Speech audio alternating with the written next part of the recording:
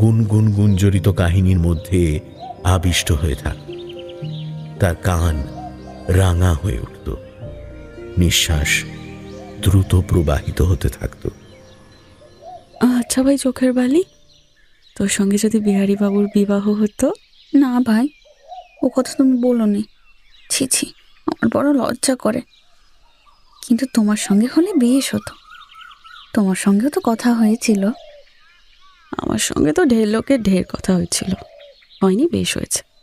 আমি যা আছি বেশ আছি।